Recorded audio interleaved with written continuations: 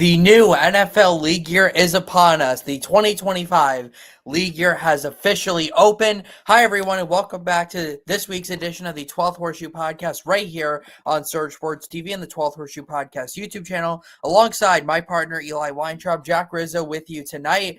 And we have a lot to talk about, Eli, with free agency officially opening. A lot of moves happening around the league. It feels like every team has been active in at least some way, shape, or form. But Eli, how are you doing tonight, my friend? Great to be back on the show. Welcome back, everyone, and can't wait to continue rolling on this great Thursday night as you're one step closer to Friday. Absolutely, Eli. Well, let's get right into it. We have a lot to go over. We're gonna break this down really into four parts. We're gonna start off with the extensions and the re-signings that every team has made. We're gonna then talk about the big trades that have happened over the last couple of weeks, and then we're gonna talk about the actual free agency signings. Now, we're not gonna go over absolutely everything in this because we'd be here for 5 hours if we did that. We're just really gonna go over all the notable moves, but it's still gonna be a good time, and we're gonna break down everything for you right here on the 12th Horseshoe podcast. So let's not waste any time. Let's get right into it. Let's start off with the extensions. And Eli, we will start off with the big news of the past week. Josh Allen, the star quarterback of the Buffalo Bills, signing a 6-year extension worth $330 million. Now remember, Josh Allen already had 4 years left on his contract, but he just cashes in another 6 years.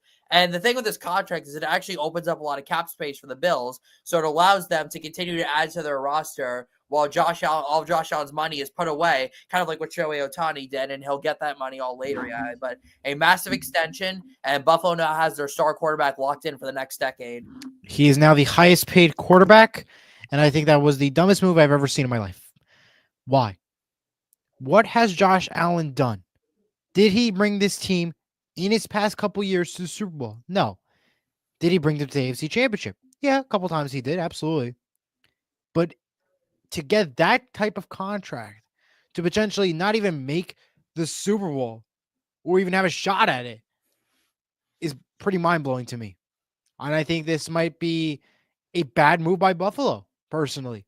I think if they definitely won the Super Bowl, or in that spot, yes. But they couldn't even get past the Chiefs in the first round. In the playoff championship. Not much you could do. I mean, I don't know. I feel like it's not worth this contract. I don't know. I think many people would disagree with you on that one, Eli. Listen, I respect the opinion, but yeah, I have to disagree with your take on that, because here's the thing. If you don't give Josh Allen an extension, what if he becomes a free agent and goes somewhere else? Then Buffalo is screwed, because Josh Allen is probably the second best quarterback in the league. Are they is the question. What? Are they is the question? Yeah, because at the same time, remember, has he won a Super Bowl yet? No. Has he brought them to the Super Bowl? No. I get it. He makes them to the playoffs. Don't get me wrong. That's great. But here's the thing. Great. Josh Allen is the only reason why the Bills are even here in the first place. Correct. Literally. The rest of the team is, especially this past year, the team is not that good. Isn't it to be in the Super Bowl? That's the goal. To win the Super Bowl. To win the Super Bowl. Only 2 teams make the Super Bowl every year, Eli. That's not – you're every not single year, though? I don't think Eli – Every single year Buffalo's there? Every single year that Buffalo's in the playoffs and they're not even one step closer? So let me ask this, Eli. Basically, what you're saying that is, unless you play in the Super Bowl, then no player in the NFL ever deserves any contract extension. I never said that. I'm just saying. You're on the verge of saying that. I'm not saying that clearly. So Lamar Jackson, Justin Herbert, they all don't deserve. Josh Allen got the highest paid contract in the NFL right now. Yeah, of course he did. And I don't think that's right. I think it should be a little bit less. Not worth highest paid, in my opinion. Well, I think, it's just the way the market works. It's the way economics work, in the NFL. Unfortunately, that's how it is, yeah. There's nothing you or me can do about it. I know. So we're just going to have to move on to the next one. Well, it turns out Myles Garrett is not going anywhere. He is now the highest paid non-quarterback in NFL history, signing a 4-year, $160 million contract extension with the Cleveland Browns. So Cleveland locks in their star pass rusher for the next half decade, Eli. What are your thoughts on this one? We thought Myles Garrett might get traded, or at least the Browns maybe might entertain the idea of trading Myles Garrett, but instead they get a big-time extension done, and one of the league's best defensive players, maybe the best, is locked in as a Cleveland Brown for the next 5 years. One of the best out there, well-deserved, good amount of money, and well-deserved. All right, then. Well, we had another star defensive end get a big contract. Max Crosby of the Las Vegas Raiders, the heart and soul of that defense, got a 3-year, $106.5 million contract extension. He actually was the highest paid non-quarterback in the NFL until Myles Garrett got his extension a couple days later. But 100% deserved, Eli. Max Crosby, such a great defensive player, really does everything for the Raiders on defense. And, the Raiders, I think they're heading in the right direction, Eli.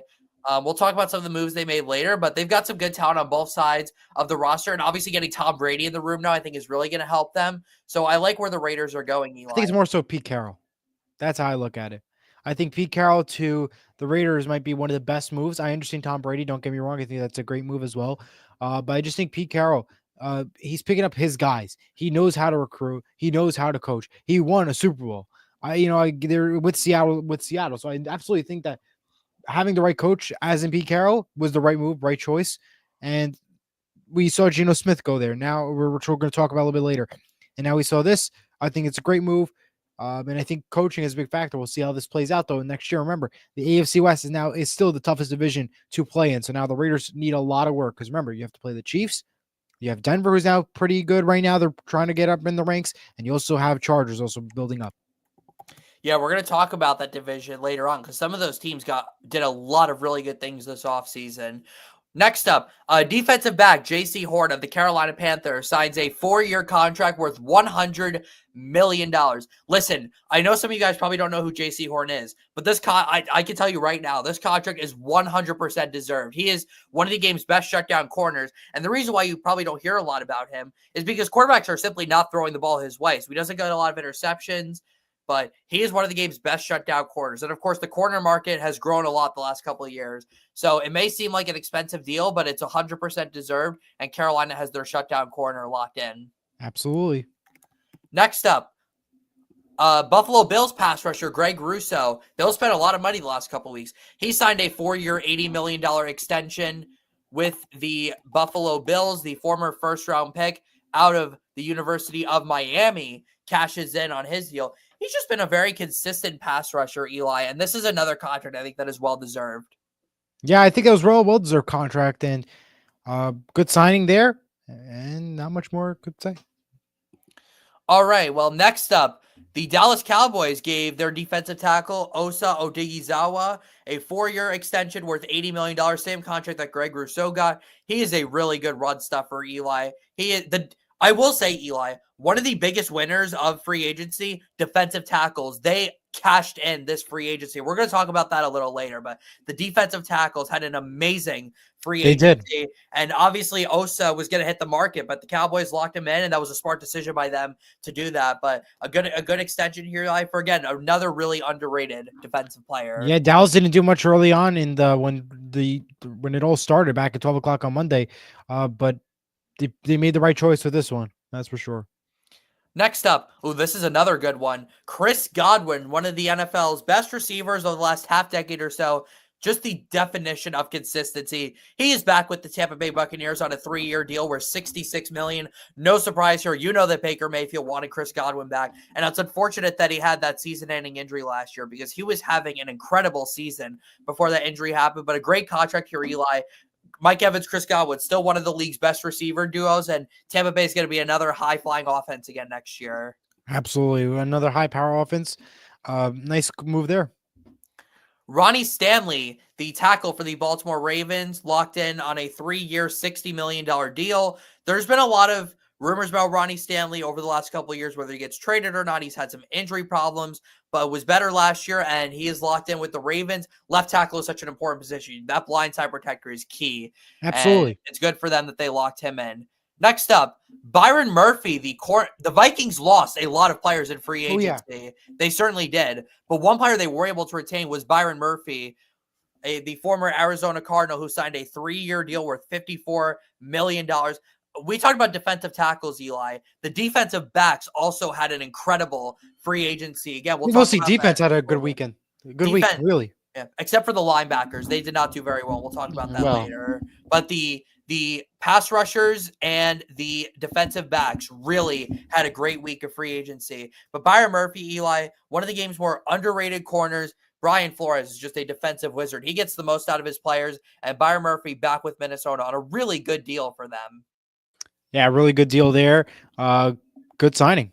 Not much more to add. 100%. Next up, this is a great deal, Eli. I don't know how the Philadelphia Eagles keep getting away with this, and I think they are the best run team in the NFL, Eli. I don't even think it's a Yeah. question what Howie Roseman has done. He is probably a Hall of Fame GM at this point, and he was able to lock in Zach Bond, their star linebacker. They turned him into a star. He was a defensive player of the year candidate on a bargain deal, 3 years for $51 million. That is extremely cheap for a guy like Zach Bond, and that is an incredible deal. And again, the Eagles lost a lot of players in the front seven, but I think they're very happy that they kept their middle linebacker. And Zach Bond on this deal is incredible for the Eagles. Incredible indeed. And, when you look at the Philadelphia Eagles, they created what was, incredible with the tush push and everything. And it all started with the defensive line and everything. And I think this was a good signing right there, too. I mean, really crucial part. Was one of the top players for the Eagles. They had no choice. They had to do it. Good call. A little bit more money would have been great, but good signing anyways. I will say the middle linebacker market has really collapsed since 4 years ago when Fred Warner and Darius Leonard both got extensions near 100 mil. We haven't really seen any middle linebacker get that much since then. So that's kind of why the market has kind of crashed. But Zach Bond on that kind of deal, that's a win for him, considering that he wasn't really a full-time starter before this year, and a win for the Eagles. They didn't spend much money, and they can continue to add to their roster. Another linebacker got paid. We have a couple more linebackers here who got extended. Terrell Bernard of the Buffalo Bills signed a 4-year deal worth $50 million. Really solid linebacker. That's a good move there.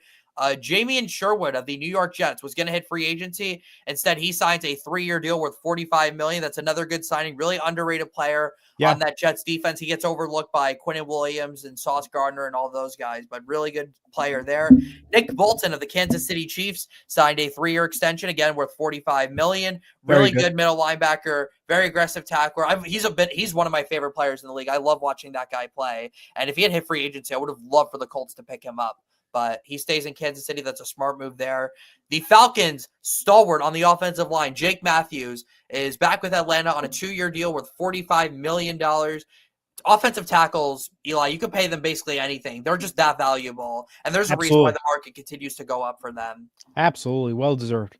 Next up, again, Eli, the Eagles did it again. Saquon Barkley got another extension this offseason. Now, remember, he already had 2 years on the deal he originally signed a year ago when he signed a deal for just over $37 million. Now he cashes in again. This time, a 2-year contract worth $41.2 million. I know it doesn't seem like a lot for the guy who maybe should have won MVP last year, but for a running back to make over $20 million a year, that is incredible for Saquon Barkley, and it's incredible for the Eagles because, number one, it's only a 2-year deal, and number two, Barkley already has 2 years left on his pre-existing contract, so the Eagles now have him locked in for the next 4 years, Eli, and I don't think it would surprise any of us, Eli, if the Eagles won another Super Bowl, maybe even 2 more at this point. They created a dynasty, and that starts with Saquon Barkley. A phenomenal re-sign. They had no choice. They had to do it. Saquon Barkley was MVP level this year, and I think he's going to continue to do that. Once he left New York, it all changed for him. His life got better in Philadelphia, and now he's a Super Bowl champion, possibly to create a dynasty, almost like what Kansas City's doing. But can it happen is the question. All right, we are going to go through the rest of these extensions pretty quickly so we can move on to the trades. Defensive tackle DJ Jones signed a 3-year deal worth $39 million with the Broncos. Darius Slayton, the wide receiver of the Giants, is back on a 3-year, $36 million deal. Defensive tackle BJ Hill of the Cincinnati Bengals, oh boy, they're in a lot of trouble right now. They signed a 3-year deal worth $33 million. Tight end Juwan Johnson, this just got announced today, I believe, or yesterday. A 3-year deal worth $30.75 million with the Saints. Linebacker Ernest Jones, Eli, of the Seahawks, signed a 3-year deal worth $28.5 million. Any quick thoughts on that one, considering he's a Seahawk? That was a big one. It was a good signing there. Seattle needed him. Great part for the team. Nicely done. One of the best blitzing linebackers in the league. Tight end Mike Gesicki of the Cincinnati Bengals signed a 3-year extension worth $25.5 million. Aaron Jones is back with the Minnesota Vikings on a 2-year deal worth $20 million. Again, a really nice deal for him, considering that he's a running back and he's getting into his late 20s now. So that's nice that he was able to make a nice contract like that. Khalil Mack back with the Chargers on a 1-year deal worth $18 million. The future Hall of Famer running it back with the Chargers. No, really no surprise there at all, considering that they did lose Joey No. Bosa. Cavante Turpin, one of a fan favorite now across the league, fastest man in the NFL, an unbelievable special teams returner, and he can contribute as a receiver too. Signed a 3-year deal for $13.5 million back with the Cowboys. Whew. That's a nice value for him because he can do a lot of stuff for them. And if they want to use him more as a receiver, Oh, that yeah. could be one of the best bargains in the league. Levante David, it feels like he has played forever. He's back again with the Tampa Bay Buccaneers. I don't think he'll ever leave Tampa Bay. He'll be a Buck until he retires. 1-year deal there. Hollywood Brown back with the Chiefs on a 1-year deal. And then the Washington Commanders brought 2 of their veteran leaders back, Bobby Wagner and Zach Ertz, both on 1-year deals. Bobby Wagner, one of the best linebackers of the last 15 years. He's going to be a Hall of Famer. And Zach Ertz, one of the best tight ends of the last 10 years. Both of them were huge, Eli, in getting Washington back to the NFC Championship game. So very important that they got both those players back. Absolutely. All right, it's time to get to the trades. And we have a lot of trades, Eli, including with your Seattle Seahawks. And that's exactly where we're going to start. The biggest trade so far of the 2025 offseason, the Seahawks sent star receiver DK Metcalf to the Pittsburgh Steelers in exchange for a 2025 second-round pick. And Metcalf also signed a 4-year contract extension with the Steelers worth $132 million. So, Eli, you have the floor here. What are your thoughts on the DK Metcalf trade? Do you think Seattle got enough? And are they going to miss him that badly? Well, here are my opening thoughts. First off, once Tyler Lockett left, he announced that he wanted to leave the team. We knew it was coming.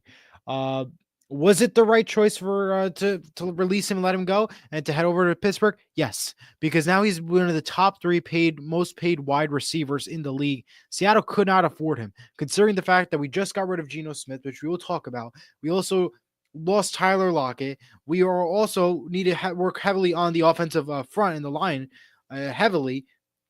It was not we could not afford him, and he just caused trouble and problems. So it had to be done. He had to go. Second round pick, I'll take it. I mean, I think it was just a matter of Seattle letting him go. I don't think it really mattered about how much they got out of it. I think they just wanted to let him go. I agree. He's kind of been a headache there in Seattle for the last couple of years, but I like this deal for both sides. Seattle, you get rid of a headache. Jackson Smith and Jigba is your new number 1 receiver. Yeah, he is a number 1, but you need somebody else because you had Tyler Lockett there all along, but he unfortunately he was let go.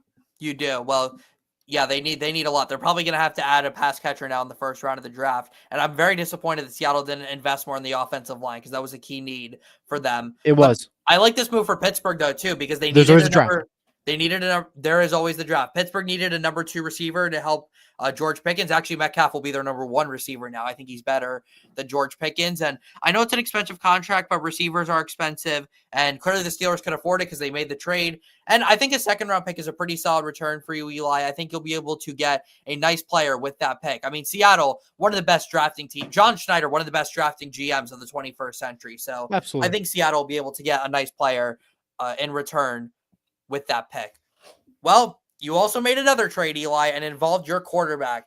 Geno Smith heading to the Las Vegas Raiders, reuniting with Pete Carroll, and you got a 2025 third-round pick back, Eli. So Seattle now, they've got 2 seconds and they've got 2 thirds to work with in this draft. So a lot of chances for them to build this roster, Eli. But what do you have to say about Geno Smith and what he did for you guys? And obviously, we'll talk about the quarterback you guys added a little bit later when we get to the free agency. Well, I think it had to be time to let him go. I did not expect it to be this year. And my biggest concern was the draft was an issue. I thought they were going to go with the draft. We knew all along it was going to be Sam Darnold. I think every Seattle fan knew Sam Darnold was going to be the next Seattle Seahawk. Can he build this team, save them? Possibly, which we'll talk about Sam Darnold a little bit. But for overall, Geno Smith, Pete Carroll wanted him. Pete Carroll wants to build him up. Pete Carroll's his friend. And we know that Geno Smith and Pete Carroll are going to work better together. We'll see how Pete can build him up over in Las Vegas. I think that was a good pickup for Las Vegas. Seattle had to let him go. Good call there. And, of course, we'll talk about our pickup with Sam Darnold in just a little bit. Yeah, well, apparently one of the reasons why Geno got traded is because he wanted over $40 million a year from Seattle. I think you guys were very smart to trade him because I do not think he deserves that much money per year. I mean, he's good, but he's not great, and he's kind of but I don't know if Sam Darnold is going to be the other best solution either, but we'll see. Yep, we will get to that in a second. All right, let's get away from Seattle now. We'll get back to Seattle in a little bit, Eli. Don't worry. All right. This was the first trade of the offseason, at least from what I saw. The Washington Commanders get their WR2. They acquire Deebo Samuel from the San Francisco 49ers in exchange for the low price of a 5th-round pick. Now, this is an interesting deal, Eli. Obviously, similar to DK Metcalf, Deebo Samuel has had just so much drama with the He San did. Francisco 49ers. I feel like so many players in the NFC West just cause all this drama. I'm not sure. It's like a roller coaster out there on the West Coast of Different the time United zone. States. But different time zone. Their fans don't like getting up at 10 a.m. to watch the East Coast games. Right. But how I look at it is, I think Debo's a great player, but yes, he was a problem for San Francisco. I think Commanders are going to benefit from this. I think Commanders are going to go far with Deebo Samuel on the team. I think with a quarterback like Jaden Daniels, anything's possible. Well, I actually do not think this trade is going to do very much for Washington. I think Deebo Samuel is just going to be too much of a headache, honestly. And remember, Deebo's not their number one receiver. Terry McLaurin is their number one Right. receiver by far. And who knows, that might make Deebo a little bit upset, and he's not, I wouldn't be surprised, Eli, if by like week 4, he's complaining on Twitter, oh, I'm not getting enough targets. They don't use me right, and requests to trade or something like that. Because it's not just Terry McLaurin. They have Zach Ertz. They have Brian Robinson in the backfield. And, of course, we know Jaden Daniels can run as well. So Right. I think Deebo's got to know his role in Washington, and it could be a good pickup. But, I don't think it's a bad trade, though, for the 49ers either. You needed to get rid of Deebo. You had to get younger. I know 5th-round pick doesn't seem like much, but really you weren't going to get much from anyways, especially with him coming off a really rough season and getting up there in age, actually, as well. So I didn't like that trade from Washington, Eli, but I love this trade that they made as they acquired left tackle Laramie Tunsil, one of the best in the league, from the Houston Texans. I have no clue what the Texans are doing with this, getting rid of like their only good offensive lineman. But they got a nice haul for him, though. Houston sent Tunsil and a 2025 4th to Washington, and in exchange, the Texans got 4 draft picks back. This year, they got a 3rd and a 7th rounder, and next year, they got a 2nd and a 4th rounder. So a lot of nice mid-round picks here for Houston to try to recoup the loss of Laramie Tunsil, Eli. But the Commanders are the clear winners of this trade, though. They got themselves Absolutely. a star left tackle, a blindside protector for Jaden Daniels. And it shows, Eli, that the Commanders are smart, investing in their O-line to protect their young QB. So I love this trade for Washington. I guess Houston, he was getting older and you needed some more cap space, but I still don't understand why you get rid of your blindside protector when the rest of your offensive line is horrible. But go ahead, Eli, give me your thoughts on this trade. Very good. I think that was a very good pickup for Commanders. Houston, I don't know what they're doing but I don't know what they're doing. Maybe they're having another plan in mind. Maybe it's going to be the draft. I don't know. Good pickup overall. Well, we had another trade involving the Houston Texans, and this one was a player-for-player trade. You don't see that very much. Kenyon Green going to the Philadelphia Eagles, the former guard, first-round pick of the Texans, in exchange for defensive back C.J. Gardner-Johnson. Oh, I beg your pardon. They actually swapped late-round picks, but we don't really need to talk about that. This is an interesting trade, Eli, for a number of reasons. Number one, Kenyon Green. He has been absolutely terrible, though, the last couple of years. One of the worst guards in the league, Eli. But you know where he's going? He's going to the Philadelphia Eagles, the team with probably the best offensive line development in the NFL. So based on that, Eli, Kenyon Green's going to be an all-pro guard next year. I can just feel it. He's going to just go there and just become this really great player, and we're going to all look back and be like, wow, Howie Roseman did it again. He found a player for not an expensive price, and C.J. Gardner-Johnson goes over to Houston. That's fine. He's a nice pickup for the Texans secondary. I like the secondary that they have with him, Petrie, Derek Stingley. They've got a nice secondary there. And the Eagles needed to get younger in the secondary anyways. CJ didn't really have a spot there anymore with guys like Cooper DeJean and Quinyon Mitchell and Reed Blankenship all back there for Philly. So I like this trade. I like it for both sides. I think both sides got better from this trade, and I think both of these players are going to have an impact on their new teams. I agree. All right, well, let's move on to the next trade. The Chicago Bears were very active this offseason, Eli, especially in upgrading their offensive line, which needed significant work after the atrocity that was last season. The Bears traded for 2 offensive guards. They got Joe Thuney, 2-time Super Bowl champion from the Kansas City Chiefs, and they also got another guard, Jonah Jackson, from the Los Angeles Rams. And in return, all they had to do was send a day 3 pick to each team, Eli. These are 2 great trades for the Bears, Eli. These are 2 really good veteran guards, and the offensive line got a whole lot better from these 2 trades, and they did not have to give up very much for them. Agree with that one. Yep, it's great to see that they're prioritizing protecting Caleb Williams. Hopefully the Bears can have a better season next year. The Dallas Cowboys made a couple of trades adding to their defense. They got two former first-round picks in trades. They got linebacker Kenneth Murray from the Tennessee Titans, and they got defensive back Kyer Elam from the Buffalo Bills. So two high upside additions, Eli, that maybe can help out this Dallas defense. Yeah, very good pickup there. We've got an interesting one here. The Cleveland Browns and the Philadelphia Eagles swapped quarterbacks. The Browns sent over Dorian Thompson-Robinson and a 5th-round pick to the Eagles in exchange for Kenny Pickett. Interesting trade, Eli. Kenny Pickett is certainly an upgrade over Dorian Thompson-Robinson for the Cleveland Browns. So we don't really know who the Browns starter is going to be next year, whether it's going to be Deshaun Watson, whether they're going to draft a quarterback, whether they're going to sign like a Russell Wilson. We'll have to see what happens. But Kenny Pickett's a nice backup, Eli. And for the Eagles, getting a 5th-round pick for a backup quarterback is really good work. Again, by Howie Roseman. This guy just continues to win. Might be the winner. I think the only bad move he's ever made is when he took Jalen Reagor ahead of Justin Jefferson. Well, that's different. That's pretty bad. But other than that, he's literally made like no mistakes in his entire general manager career. And then one more trade. The Texans, oh, wow, they made another trade. They got Christian Kirk from the Jacksonville Jaguars, so an AFC South trade here for the low price of a 7th-round pick. But if you remember last year, Eli, the Texans got Joe Mixon from the Bengals for a 7th-round pick, and look how that turned out. Joe Mixon turned back the clock and had one of his best seasons as a pro. So I like that pickup. A good, safe receiving option for C.J. Stroud, because that receiving room is very thin outside of Nico Collins. Stephon Diggs is probably gone. Tank Dell's probably going to miss the entire season with that brutal injury he suffered last year. So a good pickup by the Texans, especially for a 7th-round pick.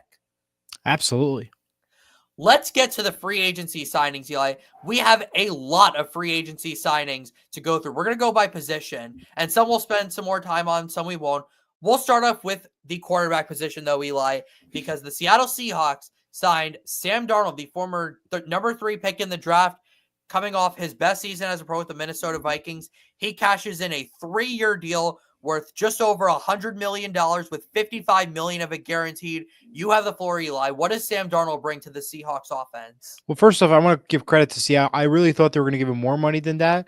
I think $100 million is, I think, a fair amount. I think he was technically a Seattle Seahawk for a little bit. They did draft him before he moved on. No, the Jets drafted him. Right. Sorry. No, you're good. He was Seattle, though. Sam Darnold? Yeah, if I'm not mistaken. He had number 2 on. If I'm not mistaken. Or the guys throwing out? I think that was just like a jersey swap. Jersey swap, possibly. But yeah, no. Sam Darnold was never a Seahawk before this signing. Wow. Either way, my bad. Sam Darnold, though, I think he's going to bring something to Seattle. I think he's definitely going to be a better improvement since what we once had with Geno Smith. But again, the wide receivers was our core with Seattle. And I think we're losing our top 2. It's going to make it challenging for Sam Darnold because it's going to be like a brand new team for him. But maybe I'll be wrong. Maybe he'll help us out in a good way. I think he definitely could make Seattle go far, possibly. Their toughest opponent will be, as we all know, Los Angeles and San Francisco, the 2 toughest teams that Seattle has to face yearly. I like the Sam Darnold pickup, but I don't like the fact that they didn't spend any money on their O-line and that they got rid of a lot of their receivers. Again, I think their O-line, their goal is to do it in the draft. I don't think they wanted to do that during the free agency. Yeah, we'll see. We'll see how that goes. Because in reality, they have Jackson Smith and Jigba, and I think their focus primarily was in the draft to get O-linemen. And I don't think their attention was to do that during this free agency. And all these signings and stuff. I don't think that was the intention for Seattle. I think the intention was to worry about, do we sign these wide receivers back? Do we release him? And do we re-sign the quarterback of Geno Smith? And clearly they made some right choices. Some of them I disagree with, like getting rid of Tyler Lockett. I disagree with that one. All right, well, let's move on. Justin Fields signed a 2-year contract with $40 million with $30 million of it guaranteed with the New York Jets. An interesting landing spot for Justin Fields. I mean, we all know that he should have been the starter last year for Pittsburgh, even after Russell Wilson came back.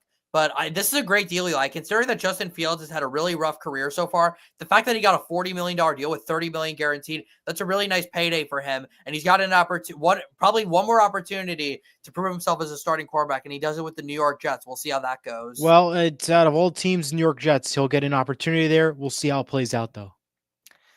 Daniel Jones signed a one-year I deal can't wait to hear this one. worth $14 million, $13.15 million of it guaranteed with the Indianapolis Colts. Now, I am not surprised because I had a feeling this was going to happen before the offseason started. And personally, I don't hate it. I really don't, because obviously the price is certainly high. It's expensive, but quarterbacks are expensive. And the Colts had a lot of cap space to work with. And they still have quite a bit of cap space left. So they could afford to do this. And they needed to bring in competition for Anthony Richardson.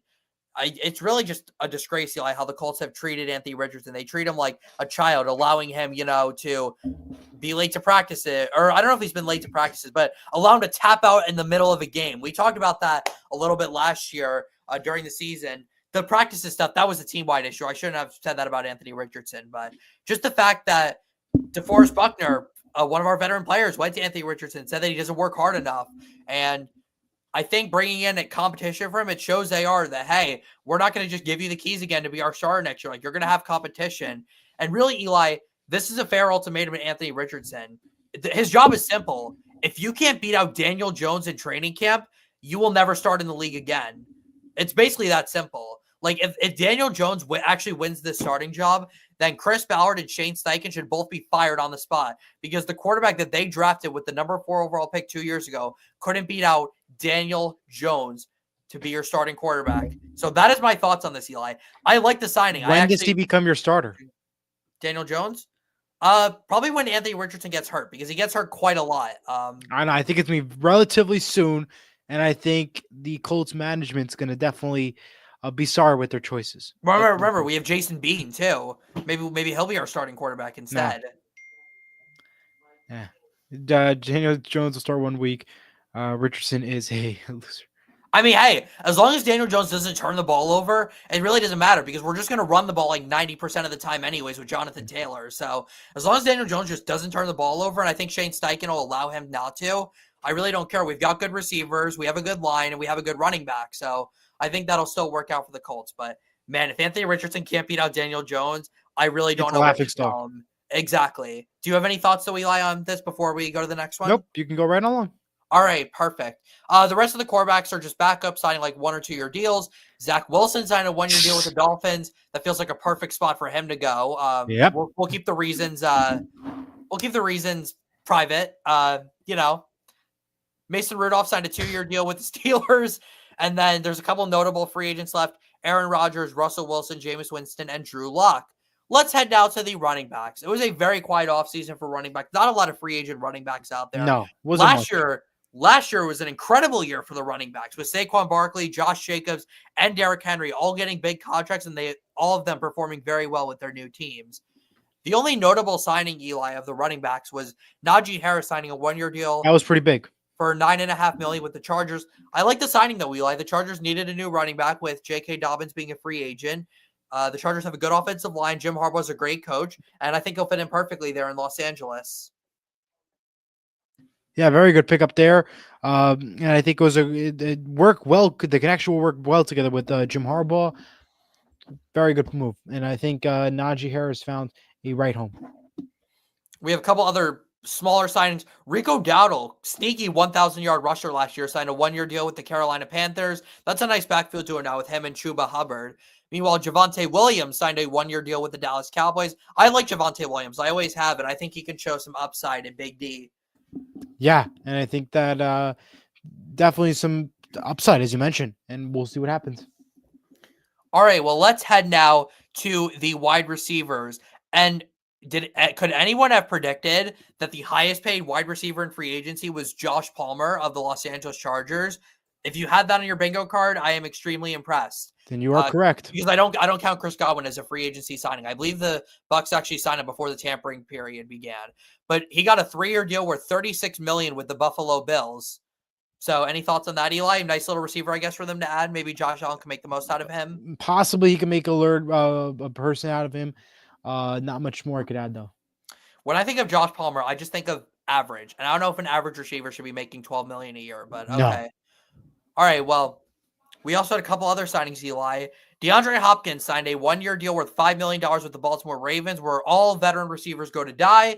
And then Mike Williams signed a one-year deal with the Chargers. Now, Eli, these would be nice signings if this was, let's say, 2018, but this is 2025 now. And This ain't 2018. they are both very old now, and I don't really know if either are going to work. It will be cool though to see Mike Williams back in a Chargers uniform, though. It felt weird seeing him not in a Chargers uniform in the first place. I think Eli keeps muting himself. Sorry, yeah, something up. But yeah, I agree with that one. Yeah. All right, well, let's move. Oh, and Marquez Valdez-Scantling signed a one-year deal with the Seahawks. So you got a receiver there, Eli, and that's actually a good pickup for you guys because he's a really good vertical deep threat. And I think Sam Darnold will really like him in that offense. Good pickup there. And I'm glad it's only a 1-year deal to see how it works out. And if it doesn't, then you could always retrade it back. Let's go now to the tight ends. Evan Ingram signed a 2-year deal worth $23 million with the Denver Broncos. I absolutely love that pickup for them. They needed another pass catcher to help Bo Nix. Cortland Sutton can't do it all on his own. And Evan Ingram is a veteran tight end. He had a great career in Jacksonville, and he's going to become a favorite for Bo Nix in the middle of the field there in Denver. Going to be a great red zone weapon, and I love that pickup for the Broncos. And that's for a pretty good price, too, to get Evan Ingram. Kurt Valenti, if you're watching, this was a phenomenal pickup for him, and the Broncos, because he is a top tight end for sure. The Broncos are definitely going to need him, and this is going to how they're going to build their success. Last year they had a good run; they're going to make it even further now with him in this pickup. Yeah, one of the most athletic tight ends I've seen in the NFL in the last 10 years. We also had Luke Farrell sign a 2-year deal with the 49ers. For $20 million, surprisingly enough. I guess he's a really good run-blocking tight end because we know they have George Kittle there. All right, let's move on now to the offensive line. And boy, did the offensive line have themselves an offseason, especially the guards.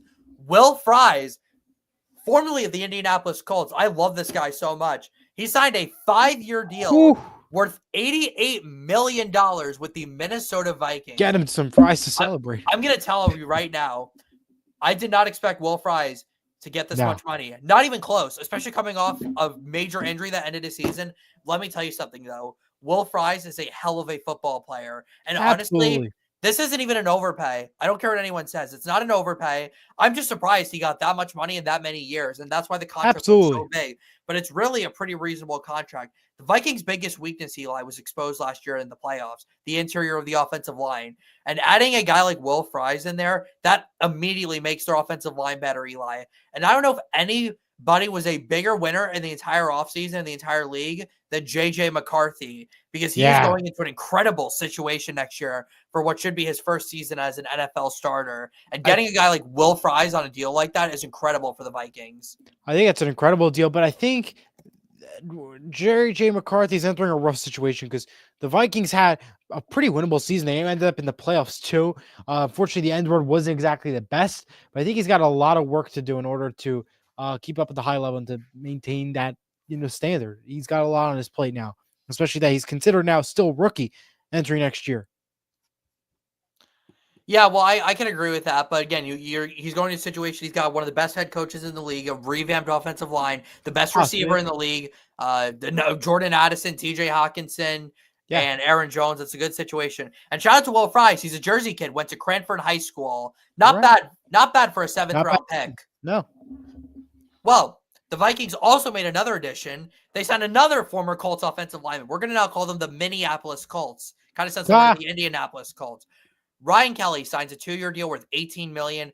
This makes me sad because Ryan Kelly was a member of the Colts for nearly a decade. He was a great Colt. Did so much great for the Indy community. We're going to miss him, but hopefully the Vikings take good care of him, and I'm rooting for all the best for Ryan Kelly. One of the best centers, still one of the best centers in the league. And for $9 million a year, not bad for the Vikings. Not bad at all. Aaron Banks, the former guard of the San Francisco 49ers, signed a 4-year deal worth $77 million with the Green Bay Packers, another guard who got paid. And really, I did not know who Aaron Banks was until the signing. But if you're giving him $77 million, he obviously must be pretty good. And the Packers, again, another team that just always seems to do very well in free agency. So it was a nice pickup for them. Yes. Dan Moore, this is a rough one. Former tackle of the Pittsburgh Steelers signed a 4-year deal worth $82 million with the Tennessee Titans. Wow, wow, wow. This is not a good move, Eli. Dan Moore is not a good player. Steelers fans do not like him. And I know tackles are expensive, but why in the world are you giving a below average left tackle $82 million? And the Tennessee Titans are not a good team in free agency either. Yeah.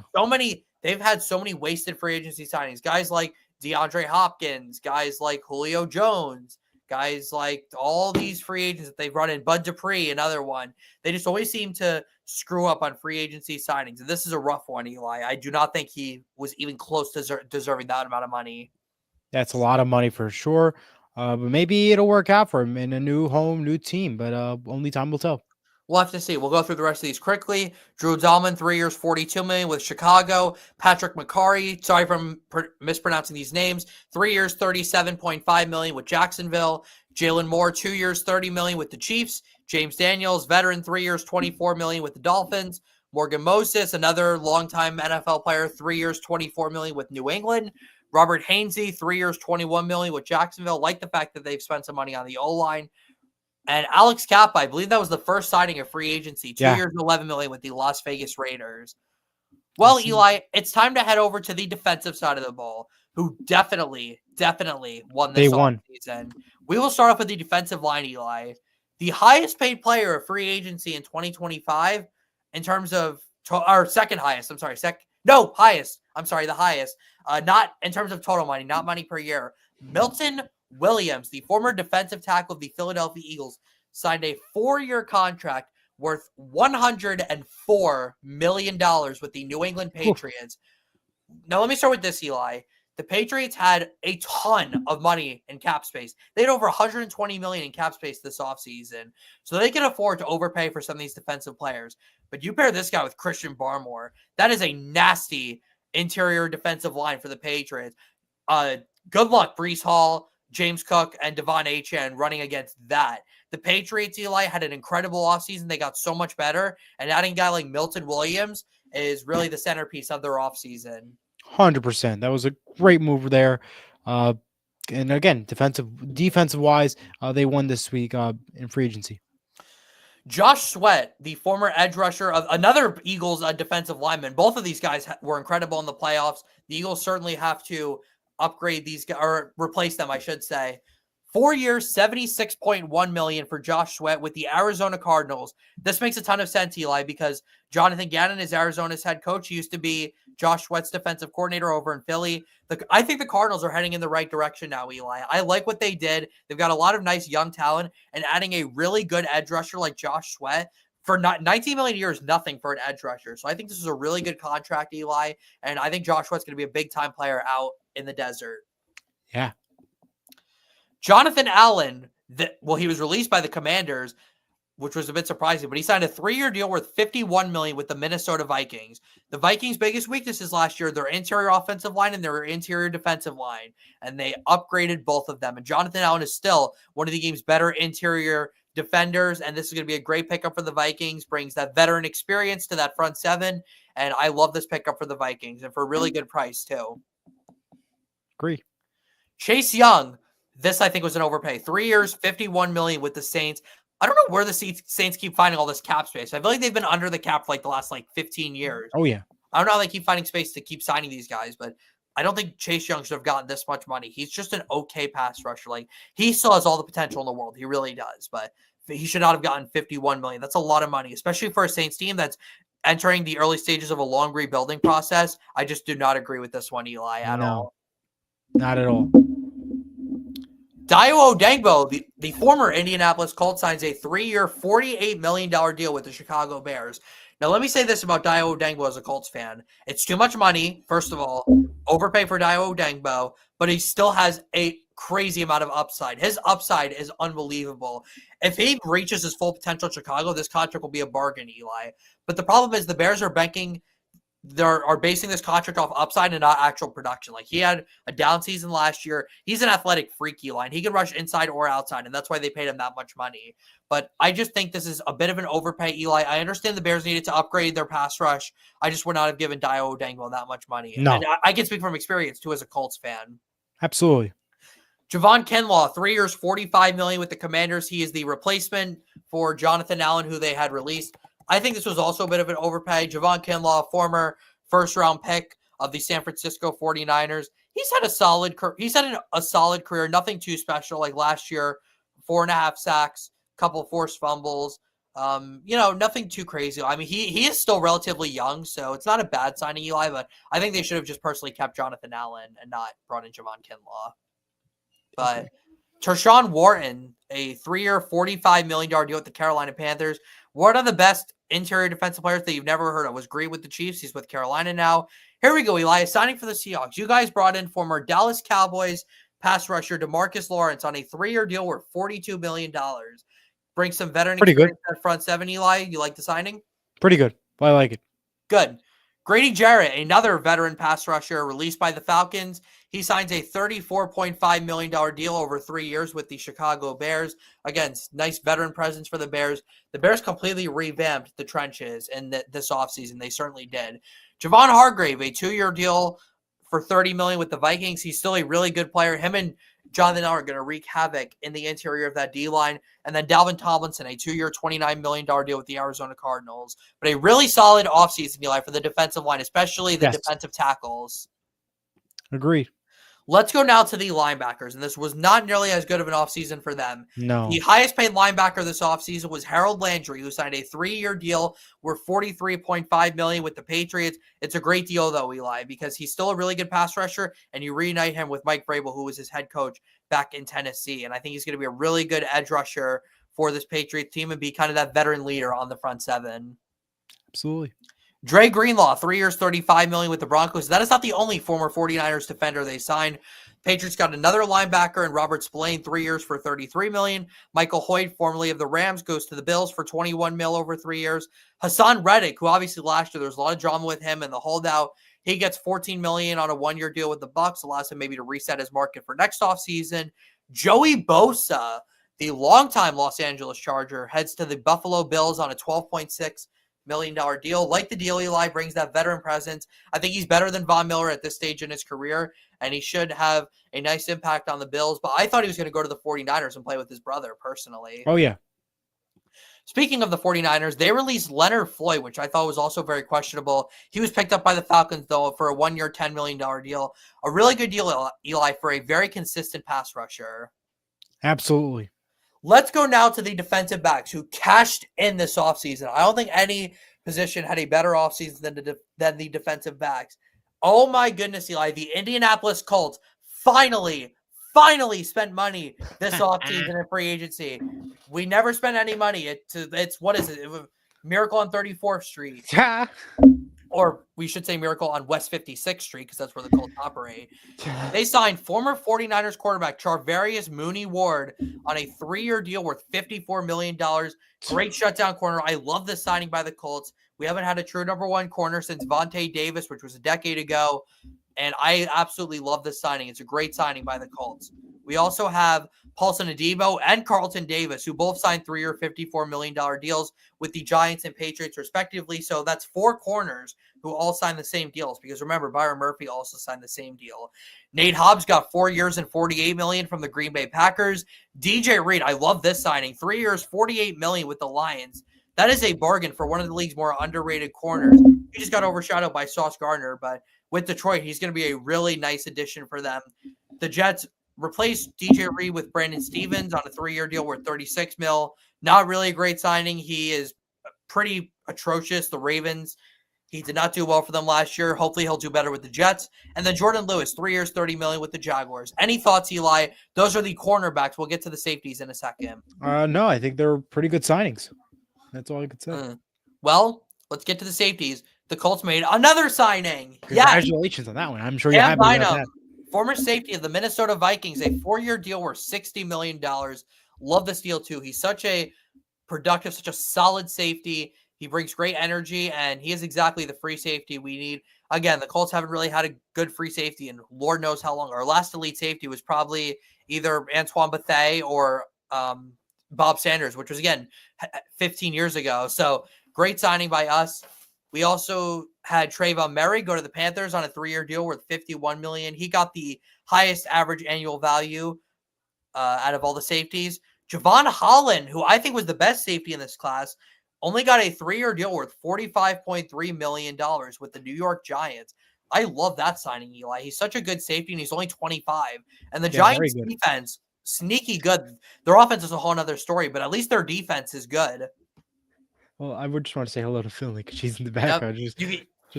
And she leaves. Once I said her name, that was it. Like she just Yep. laughed. I think she got scared. Who does she sign with? Nobody, Oh, unfortunately. Talanoa Hufanga signed a 3-year deal worth $45 million with the Denver Broncos. That was another good signing. yes, it was. The Broncos added a couple of 49ers defenders in this free agency class. Justin Reed signed a 3-year deal worth $31.5 million with the Saints. The Saints are really good at signing former Chief safeties. And then we had Jeremy Chin signed a 2-year, very specific, $16.258 million with the Las Vegas Raiders. So some good signings there. Any thoughts there, Eli? And he's muted again. Sorry. Hello, Eli. There you go. Sorry, there was a muting problem here. Great signings. I know you're happy about the Colts, that's for sure. I am. Let's just talk about a couple other quick points here. Trey Hendrickson is on the trade block for the Cincinnati Bengals. There's a lot of competition from the guy who has the most sacks in the league over the last 2 years. A lot of trouble down in Cincinnati. The Bengals want a first-round pick and more. I don't think they're going to get that for a 30-year-old edge rusher. They obviously also have to extend T. Higgins and Jamar Chase. Rough times in Cincinnati. And let me ask you real quick, Eli, where do you think Aaron Rodgers and Russell Wilson are going to end up? Russell Wilson, I think, remains a Pittsburgh Steeler, and I think Aaron Rodgers is going to wait and hold off until the season begins, and either when somebody gets hurt or when they just need to add somebody, then Aaron Rodgers lands a spot. I think if he has not signed that with anybody yet, I think then it's not going to happen anytime soon. I'm going to go with Russell Wilson to the Titans and Aaron Rodgers to the Giants. All right, well, let's talk. The Giants is also on my prediction list for Aaron Rodgers, but I think this late in the game, and no signings has happened yet, I don't know if I can even trust it. But Giants was my top choice with Aaron Rodgers. I did have to forget that, but yeah. All right, and just to wrap things up, Eli, I'm just going to give you a quick list of my winners and losers of the offseason. So for my winners, I have the Patriots, the Broncos, the Colts, the Vikings, the Bears, defensive backs, defensive tackles, and guards. I think those are all I think that's respectful. The obvious winners. I think Philadelphia too. I think their management had some big part into this.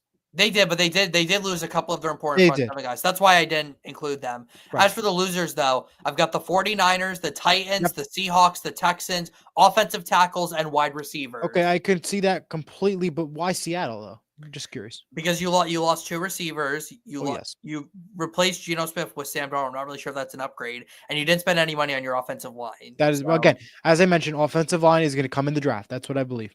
Yeah, but remember, though, offensive linemen usually take longer to develop. So I think signing a couple of veteran guys would have actually been smart. Like, you could have, like, Ryan Kelly. I think offensive line, you build them up as a rookie, you can make them go far. We'll see what happens. But unless you have anything else to say, Eli, that's going to do it for this week's edition of the 12th Horseshoe podcast. No, it's a bit of a long episode. Thank you guys for sticking with us. We'll see you in a couple weeks for our next show. Make sure you join Eli for Sports with Mano Mano on Saturday morning. And we will see you next time. Jack Rizzo, Elijah Weintraub signing off. We will see you next time. Go see us. Bye-bye.